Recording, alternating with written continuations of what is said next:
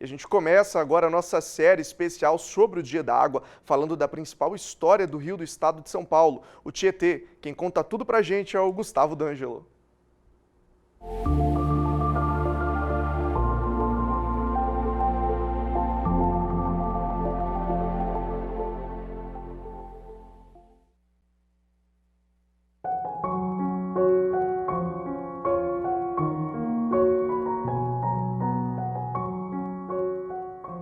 Em meio à mata nativa, a 1.030 metros de altitude da Serra do Mar, nasce o principal rio do estado de São Paulo. Batizado de Tietê, sua nascente fica no município de Salesópolis, a 22 quilômetros do Oceano Atlântico e a 96 quilômetros da capital paulista.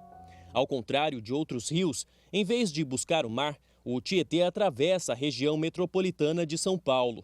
Só que lá é transformado num verdadeiro depósito de sujeira e se torna sinônimo de poluição, que é resultado do despejo clandestino de esgoto e de resíduos industriais. Por ano, a limpeza do rio no trecho da Grande São Paulo consome milhões de reais de prefeituras e do governo do estado.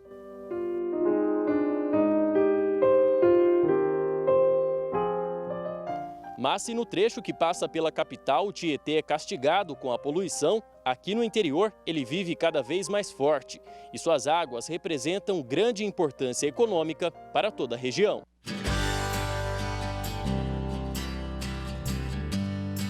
A criação de peixes e a navegação estão entre as atividades que mais contribuem para o desenvolvimento das cidades no entorno do rio, pois estimula a economia local. Por meio da hidrovia Tietê-Paraná, é escoada parte da produção do Centro-Oeste, além de estimular o turismo regional.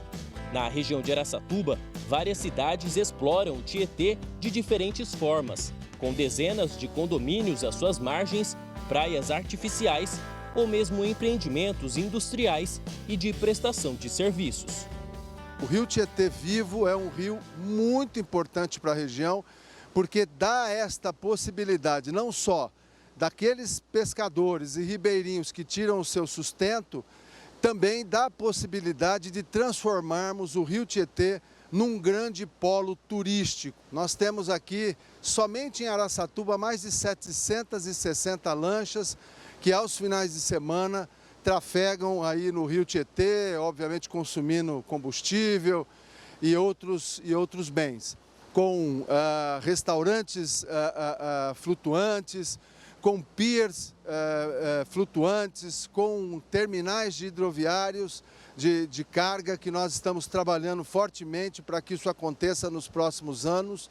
E agora, com a retomada da navegação, fica muito mais fácil a gente prever esse sucesso que o rio Tietê trará para o desenvolvimento de Araçatuba. Araçatuba, além de usina de bioenergia, praia, condomínios de lazer, resort, indústria e água para irrigação, tem praticamente metade da cidade abastecida com água do Tietê. Quase 100 mil pessoas recebem em casa a água do rio. São mais de 25 milhões de litros que saem por dia do Tietê, direto para as torneiras. Nós não conseguimos hoje ver a cidade sem esse manancial. Além da importância energética, turística que o Tietê tem, com certeza ele figura na região como um importante manancial de abastecimento.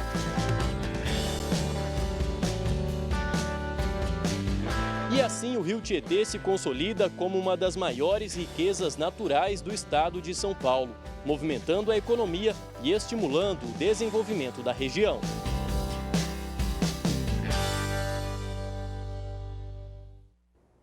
O Tietê, que a gente conhece em algumas partes só como um rio muito poluído, na verdade é um rio que oferece muita riqueza para a região de São Paulo.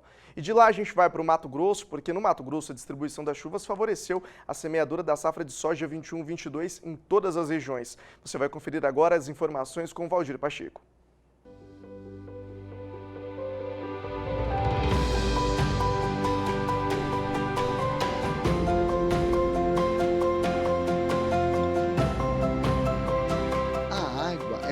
recurso natural de valor econômico, estratégico e social, fundamental à existência de todos os seres vivos. Além de ser essencial à vida, a água é importante à saúde, agricultura e diversos segmentos sociais. Para a produção de alimentos, o homem desenvolveu 3 principais tecnologias para o uso da água na agricultura quando falta chuva: irrigação por gotejamento, aspersor e pivô central. Agora, quando se fala em produção de alimento em alta escala, a chuva com certeza é o mais importante elemento para a produção em sistemas integrados. Nesta safra 2021-22 do Mato Grosso, que é conhecido como o maior produtor de soja, milho, algodão e bovino de corte, a chuva tem contribuído para o bom desempenho da produção. A distribuição das chuvas no estado foi muito favorável para a semeadura da soja. Em setembro, quando terminou o vazio sanitário da soja e começou a janela ideal da semeadura, as chuvas foram bem distribuídas em quase todas as regiões produtoras. Nesta semana em que se comemora o Dia Mundial da Água, visitamos um dos pesquisadores da Embrapa Agrosilvio Pastoril, Jorge Lulu, que monitora a estação meteorológica instalada na entidade e faz acompanhamento por meio de boletins agrometeorológicos, onde o primeiro é feito em novembro e analisa o período da semeadura da primeira safra. Então, no início dessa safra, nós tivemos aí chuvas moderadas no mês de setembro. Até choveu bem no mês de setembro em relação aos últimos 5 anos, né? Não tivemos nenhum excesso, nada, mas foi excelente para o plantio, não teve atraso nenhum. Inclusive, nós tivemos veranico nenhum nessa safra. Só que tivemos alguns excessos de chuva que acabou atrapalhando, principalmente agora no final da safra, né? No período de colheita, e nós tivemos também excesso no mês de novembro, foi o maior acumulado dos últimos 5 anos. Aqui em Sinop, na nossa estação, nós registramos 670 milímetros. No mês de novembro foi o maior acumulado dos últimos 5 anos, sendo que nos primeiros 10 dias de novembro choveu mais da metade desse acumulado. A preocupação agora de técnicos e produtores é com as culturas de segunda safra. Sim, ainda é muito precoce para dizer, porque choveu muito nessa safra, com muitos excessos, que vai faltar água para o milho, para o algodão ou para alguma outra cultura. Mas por enquanto a gente está com chuvas bastante satisfatórias, com um desenvolvimento emergencial do milho já bastante bom, de acordo com dados da Conab, inclusive. Aqui nessa estação nós temos uma gama de sensores aí registrando todas as principais variáveis necessárias, né? Então, a gente tem a chuva, que é básico, né? Temperatura do ar, umidade relativa do ar, fluxo de radiação solar, velocidade e direção do vento, até medição de orvalho, temperatura do solo, fluxo de calor no solo, nós monitoramos nessa estação de forma automática. Cada 5 segundos é lido cada sensor e a cada 15 minutos é registrada a média ou o total, dependendo da variável meteorológica. A estação agrometeorológica é um serviço desenvolvido pela Embrapa para atender uma demanda do setor produtivo, com informações técnicas aos produtores em instituições com fácil acesso. Na página principal da Embrapa Agrosilvio Pastoril, logo embaixo existe um banner escrito Dados da Estação Meteorológica, embrapa.br/agrosilvio Pastoril, você acessa lá nesse banner e você já entra na página da estação, onde lá você encontra os dados diários e mensais, desde quando nós começamos a monitorar, em agosto de 2013, e também nessa página você encontra todos os boletins agrometeorológicos que nós publicamos até hoje.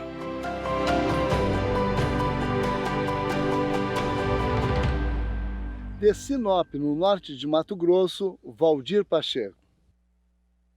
Já no Rio Grande do Sul, as chuvas pouco apareceram durante a safra de verão e o resultado foi a baixa produtividade. Inclusive, a gente falou bastante sobre esse assunto aqui no Bom Dia Produtor. Confira os detalhes com Viviane Lara. No Rio Grande do Sul, a produtividade estimada pela Emater no mês de março aponta para uma queda de 52% na soja, se comparado à previsão inicial de 19 milhões de toneladas.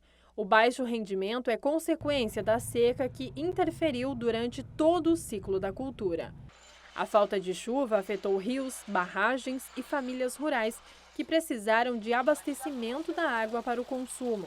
Em média, o estado gaúcho possui uma precipitação entre 1.300 a 1.800 milímetros ao ano. Mas nos últimos meses, algumas regiões, como Noroeste e Missões, os volumes não foram suficientes e ficaram abaixo da média, com meses em que os volumes não passaram de 40 milímetros e cidades com mais de 40 dias sem chuva. Mas para continuar produzindo e reduzir os efeitos da seca em anos como esse, técnicas que eram usadas antes do plantio direto voltaram com maior eficiência. Nós temos o sistema de terraceamento Four Windows, que eles são feitos terraços em nível, onde que a água da chuva ela fica toda dentro da lavoura. Então nós estamos um projeto implantado há 4 anos já.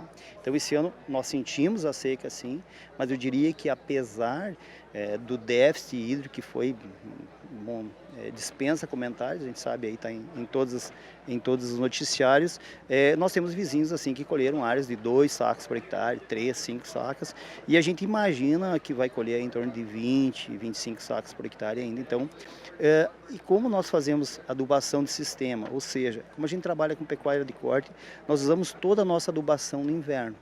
Então, o nosso solo tem uma reserva de nutrientes, tem uma reserva de matéria orgânica. O inverno passado nós fizemos uma adubação bem pesada. Esse ano a nossa lavoura de verão, em virtude da adubação de sistema, nós não usamos nem 1 quilo de adubo. E a gente vai fazer, provavelmente se continuar esses preços caros de insumo, ou até mesmo falta de fertilizantes, a gente pode se dar o luxo de usar menos fertilizante ou talvez até usar um pouco dessa reserva que nós temos em virtude desse trabalho. Sem água no solo, a situação do milho não foi diferente da soja. Em alguns locais de sequeiro, os prejuízos passaram de 80%.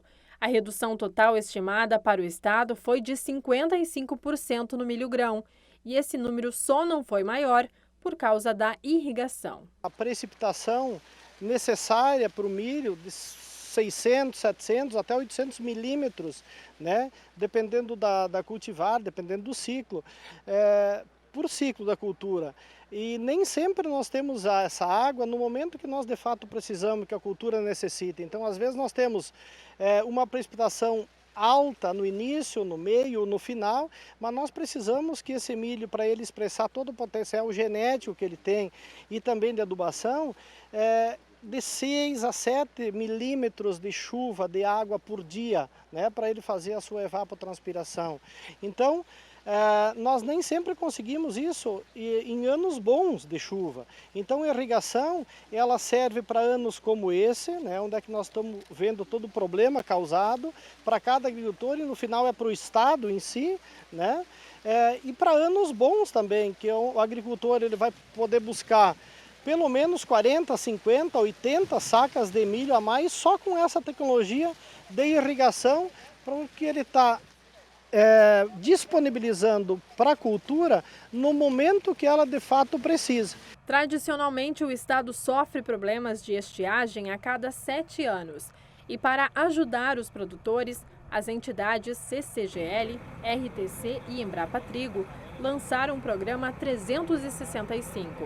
A ideia é ajudar os produtores a elevar a produtividade da lavoura e mitigar riscos climáticos, melhorando a qualidade e conservando água no solo por mais tempo. E com isso, fortalecer o sistema integrado de produção. De Cruz Alta, no Rio Grande do Sul, Viviane Lara.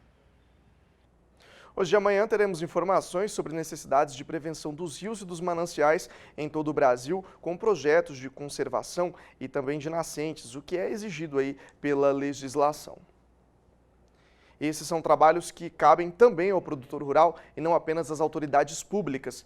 E existem casos em que boas iniciativas comprovam que dão bons resultados. Em Passos, município do sul de Minas Gerais, um exemplo de que a lei funciona em um bom projeto. Cerca de 80 produtores rurais têm pagamento por cuidarem de água da cidade. É o que você confere com Walter Puga Júnior. Em Passos, no interior de Minas Gerais, uma região até próxima do estado de São Paulo, um projeto chama atenção. É o pagamento por serviços ambientais a produtores que cuidam de melhorar a qualidade e a quantidade de água projeto que você acompanha agora. Eu tenho comigo Dirceu de Oliveira Costa, engenheiro ambiental, mobilizador desse programa, que tem ali na liderança a Associação Regional de Proteção Ambiental lá em Passos. Vamos explicar qual é o projeto que você mobiliza aí em Passos. Em Passos, a gente mobiliza o projeto Produtor de Águas na bacia do Ribeirão Bocaina. É o principal manancial de água que abastece a cidade de Passos, uma cidade com mais de 100 mil habitantes. Então é preciso a gente estar melhorando aí a qualidade e a quantidade de águas daquela região devido à demanda. Então estamos desenvolvendo aí um projeto que melhora o meio ambiente, a qualidade e a quantidade de águas e apoia os produtores rurais nessas ações. Bom, o projeto de Passos é um projeto diferenciado, né? Ele não é resultado só da proposta do governo federal ou do governo estadual de Minas Gerais. É um projeto que envolve várias instituições da sociedade de Passos? Isso. Esse projeto ele tem assim trazido um retorno positivo para a gente devido assim ao grande número de entidades, seja elas públicas ou privadas, organizações da sociedade civil, de nível nacional, estadual e municipal, que se empenharam com o objetivo de ajudar a melhorar a qualidade das águas ali da região. Então, cada parceiro contribui de uma forma, ajuda os produtores rurais, se ajudam também para que a gente tenha aí o objetivo final alcançado, que é a água de boa qualidade para toda a região. Dirceu, e em Passos nós já temos 80 produtores habilitados nesse projeto. Quantos já recebem pagamento por serviços de meio ambiente? Atualmente a gente tem 49 produtores rurais habilitados para receber o pagamento por serviços ambientais. Desses 49, 25 já receberam seu cheque. Os outros 24 a gente vai estar fazendo o pagamento nesse mês ainda, no dia 24, em comemoração à Semana da Água. Mas a possibilidade ali na região é de que mais de 500 produtores rurais na bacia do Bocaina possam receber por serviços ambientais. Quanto, em média, esses produtores recebem? É por mês, é por ano? Como é feita essa remuneração? A remuneração a gente faz anual para facilitar os pagamentos. O preço varia de acordo com as ações que ali atrapalham um pouco a produção ou tira ali do produtor rural algum pedaço de terra, ou ele tem que dedicar para preservação, e essas ações ele recebe mais. E tem outras ações também que melhora a produção dele no sentido de conservação do solo, da água, como terraços, barraginhas. Aí, neste caso, eles recebem menos um pouco. Mas a média varia aí R$60 a R$80 por hectare ano, considerando toda a área produtiva, propriedade rural. Então, a gente tem pagamento aí que, às vezes, o produtor rural recebe R$500 para preservar uma nascente e recebe aí R$10 para construção de terraço, de barraginha ou plantio direto, entre outras ações aí que a gente entende que ajuda na melhoria da qualidade das águas. Dirceu, e quanto aos resultados, já é possível avaliar avanço na qualidade e na quantidade de água depois da implantação desse projeto ou ainda é muito cedo? É muito cedo para a gente passar assim, informações técnicas para a sociedade, uma vez que o monitoramento e as ações foram implantadas recentemente, né? Então a gente precisa esperar mais um pouquinho para ter uma série histórica e ter dados mais concretos. Mas os produtores rurais conhecem muito bem as suas terras, eles entendem da preservação ambiental e eles têm nos dado um retorno muito positivo. Tem sido muito bom, construção de terraços, de barraginhas, readequação de estradas, a instalação das fossas, isso melhora a qualidade das águas, visivelmente, não precisa ser especialista e nem fazer análise, muitas das vezes, para a gente obter esses resultados. Então, o resultado é visível no campo, as nascentes que a gente tem cercado e reflorestado, a água já está retornando. Então, tem sido muito bom. Claro que as ações que a gente implanta já são ações conhecidas no meio científico e essas ações já foram testadas e aprovadas. A criação de reservatórios e hidrelétricas seria uma das soluções para atender também a energia e criar estoques. Esse é um assunto importante, bastante relevante que a gente traz aqui, porque criar estoques suficientes para regularizar a demanda dos rios e assim atender o agronegócio é muito importante para o consumo humano e também para abastecer a indústria. A gente vai conversar pela internet, direto de São Paulo, com o presidente da Associação Brasileira das Pequenas Centrais Hidrelétricas e Centrais Geradoras Hidrelétricas, o Paulo Arbex, que já está aqui junto com a gente. Paulo, primeiramente, bom dia, obrigado pela sua participação. O Paulo está aqui para conversar com a gente e a gente sabe que muito se fala da importância da construção de reservatórios de água no Brasil como forma de prevenção aos períodos de seca. E isso já se fala há muito tempo, viu? Mas afinal não houve nenhum progresso aí nos sistemas de reservação de água nos últimos anos. Essa é a grande pergunta que fica. Houve ou não esse progresso? Paulo, bom dia, seja bem-vindo. Bom dia, Vinícius. Bom dia aos ouvintes, a todos os agricultores do Brasil aí que escutam o seu programa. Não teve muito pouco, infelizmente aí teve muito pouco. Se a gente pegar os últimos 22 anos, o consumo de energia elétrica no Brasil aumentou 80%, a agricultura do Brasil cresceu N vezes mais do que isso, né? E a gente construiu só 30% de novos reservatórios. Quer dizer, nós criamos aqui no Brasil um déficit de reservatório de água enorme, né? Enorme. Só na energia elétrica 50%, e no agro deve ter sido muito mais do que isso. E é uma coisa maluca, né? Porque o Brasil é a maior potência hídrica do mundo. Nós temos 12% da água doce superficial de todo o planeta. Nós somos a Arábia Saudita do recurso hídrico, é a principal vantagem competitiva do nosso agro. É o que evita que o agricultor fique sempre naquela situação de perde-perde, né? Quando chove muito, o preço do produto está lá no chão e ele perde. Quando está muito seco, o preço está lá nas alturas, mas ele não tem produto para vender. A hora que a gente começou a fazer irrigação moderna, como essas técnicas todas aí de gotejamento, de canhão, de pivô, etc., a agricultura brasileira deslanchou de um jeito que inacreditável, né? E esse sucesso todo da agricultura, que é bom, é para ser festejado, ele precisa vir acompanhado da construção de reservatórios. É a coisa mais inteligente.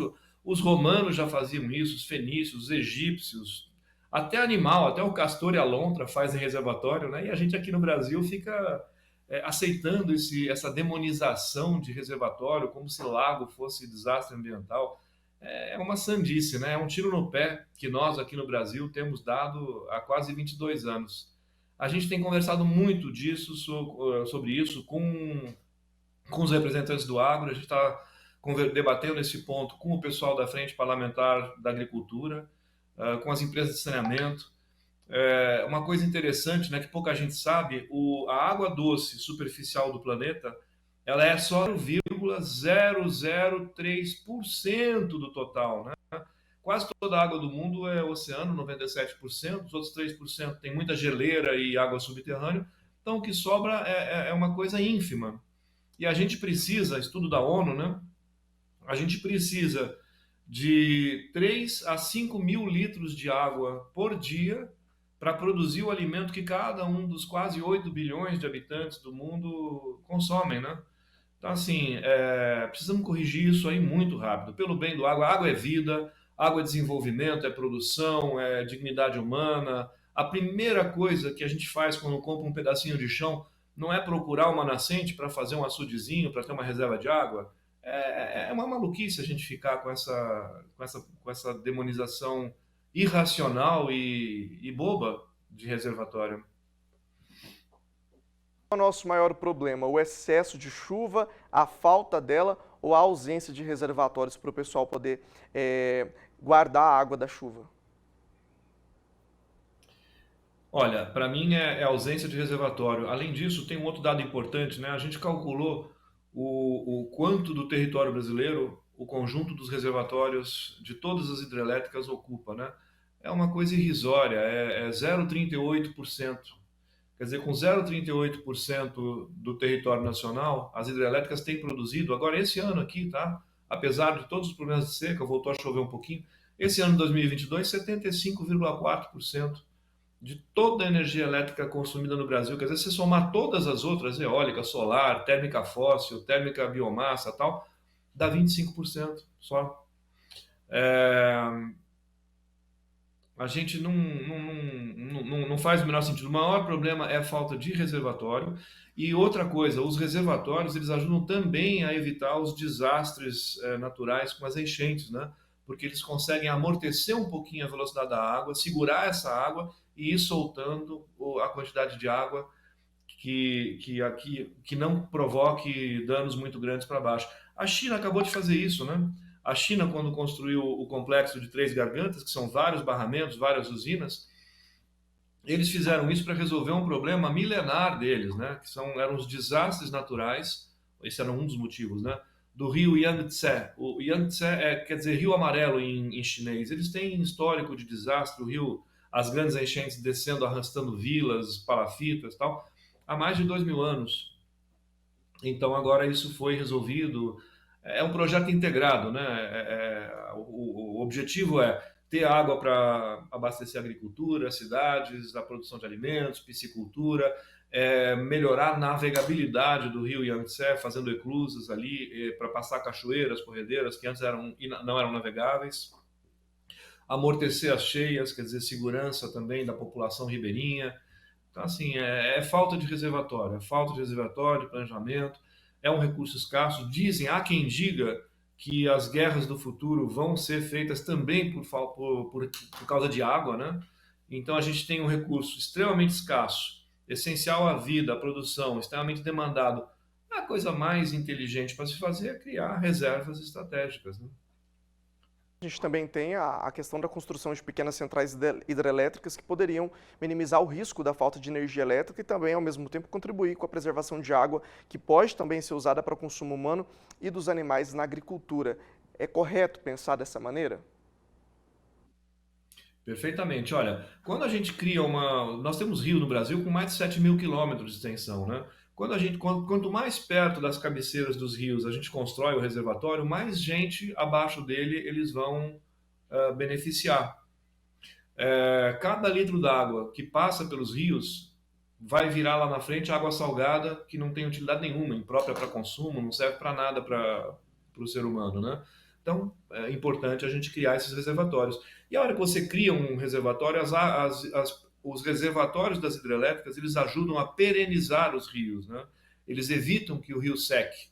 E aí eles possibilitam que o agricultor, a empresa de saneamento básico, a indústria, retire água daquele rio, tanto no reservatório como em todos os, 3, 4 mil quilômetros, rio abaixo, que aquele reservatório atende. E a importância do uso dessa água dentro da agricultura, dentro da pecuária, né? A gente tem atividades que dependem exclusivamente disso e tem que ter uma água de qualidade. Como que isso vem sendo trabalhado aí nos últimos anos? Olha, fundamental, é um ganha-ganha, né? A maioria dos agricultores faz ali um açude e tal, gasta bastante, investe, depois tem que gastar na manutenção, na segurança, muitas vezes faz o açude de uma forma que não é a ideal. As hidrelétricas têm especialidade em fazer barragem, fazem de concreto, fazem grandes reservatórios e tal. Se a gente tiver reservatórios de tamanho maior, rio acima e tal, muitos agricultores não vão precisar fazer esses açudes. E o que a gente está defendendo olha, a hidrelétrica vai lá, faz o reservatório, cuida da segurança, faz a manutenção, arca com todos os custos de construção, manutenção, segurança, enfrenta toda a burocracia e a encheção de paciência que é o processo de aprovação hoje, infelizmente, né? E o agricultor só paga alguma coisa caso ele precise daquela água num momento que ela vai impedir a geração de energia elétrica, e ele só repõe o prejuízo que a hidrelétrica teria com a perda da geração, né? Nós fizemos um cálculo de quanto custaria o metro cúbico da água para o agricultor que precisasse nesses momentos críticos. Ela varia em função da queda, né? Vai de 4 centavos a 70 centavos de real o metro cúbico, quer dizer, um valor irrisório que cabe no preço de qualquer produto agrícola aí. e tem um ganho enorme para o agricultor, porque ele não tem que fazer aquele investimento pesado do dia a dia ali em fazer açude, manter açude, e tomar mais uma série de medidas, né? Então é o futuro. O mundo inteiro faz isso. É um absurdo aqui no Brasil, a gente, maior potência hídrica do planeta, 12% da água doce do mundo, a gente está com falta d'água para abastecer bairros de grandes metrópoles, para irrigar uma lavoura, para gerar energia elétrica. Assim, a gente precisa parar de ficar ouvindo ONG europeia, americana, que às vezes parece que está querendo... eu não sei se é isso, mas o efeito da gente demonizar reservatório é um tiro no pé, mata as nossas duas maiores vantagens competitivas, que são a nossa agricultura moderna e irrigada, impede o crescimento dela, porque não tem água para irrigar, e a nossa energia limpa, renovável e barata das hidrelétricas. Então, assim, não sei se é proposital, mas que é muito conveniente, é. Olha, Paulo, eu preciso agradecer a sua participação. Infelizmente, o nosso tempo é muito curto aqui, mas eu queria te agradecer, viu? Lembro para o pessoal de casa, inclusive, que essa entrevista vai ficar disponível no nosso portal. Obrigado aí pela sua participação, viu? Eu que agradeço, Vinícius. Foi uma honra e um prazer falar com você e com seus ouvintes. Um grande abraço, um bom dia para todos, tá? Um abraço, tchau, tchau. Até a próxima.